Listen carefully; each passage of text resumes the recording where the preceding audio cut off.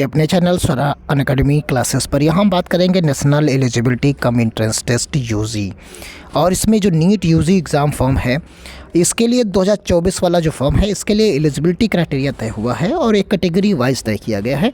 तो आप फॉर्म को भरने के लिए आपके पास कितने मार्क्स इंटरमीडिएट में होने चाहिए, ये बात यहाँ पर कही गई है। तो आइए हम आपको बताते हैं कि कितने मार्क्स आपके इंटरमीडिएट में होने चाहिए जिससे ये आप फॉर्म भर पाएंगे। तो आइए शुरू करते हैं आज का ये महत्वपूर्ण वीडियो। देखिए यहाँ पर नीट एलिजिबिलिटी क्राइटेरिया मार्क्स 2024 के लिए ये टेबल है, यहाँ पर आप देख सकते हैं इसे। तो ये चीज़ें जो हैं डिसाइड की गई हैं कि एलिजिबिलिटी क्राइटेरिया मार्क्स जो हैं वो आपका 2024 में क्या रहने वाला है। तो क्लास 12th में, क्योंकि क्लास 12th के बेसिस पर ये होता है, और क्लास 12th में जिसके पास PCB यानी फिजिक्स, केमिस्ट्री और बायो ये 3 सब्जेक्ट्स होते हैं वही लोग इस नीट का फॉर्म को भरते हैं।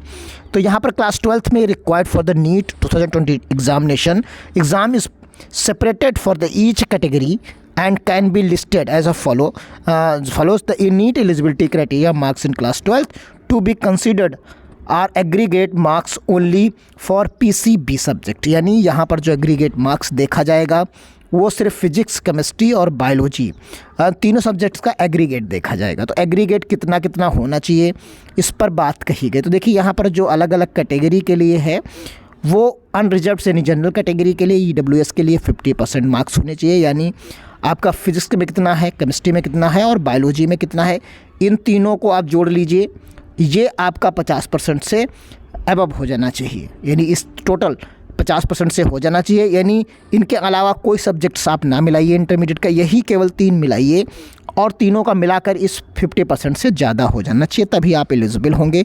अगर इन तीनों को मिलाकर 50% नहीं होता तो आप एलिजिबल नहीं हैं। इसी तरीके से आपके मार्क्स कितने भी इंटर में हो उसका कोई फ़र्क नहीं पड़ता। वही सेम चीज़ है कैटेगरी, यहाँ पर OBC SC ST के लिए तो 40% है। वही सेम चीज़ यहाँ पर भी आपको है कि 3 चीज़ें आपको तीनों सब्जेक्ट्स को मैच करना है। कौन से?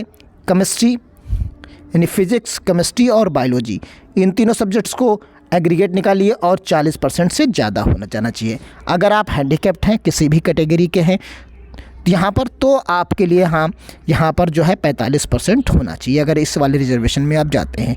तो मोटे मोटे तौर पर 50% अनरिजर्व्ड के लिए और OBC SC ST के लिए 40% आपके PCB एग्रीगेट इनका सब्जेक्ट्स का होना चाहिए। तो ये एलिजिबिलिटी अगर है तो इस बार आप फॉर्म भर पाएंगे। मिलते हैं अगली अपडेट के साथ जैसे ही कोई और अपडेट आती है, क्योंकि फॉर्म अब आने वाला है लास्ट वीक ऑफ जनवरी, बस कुछ ही दिन बाकी रह गए हैं। मिलते हैं अगली अपडेट के साथ, तब तक के लिए धन्यवाद। जय हिंद, जय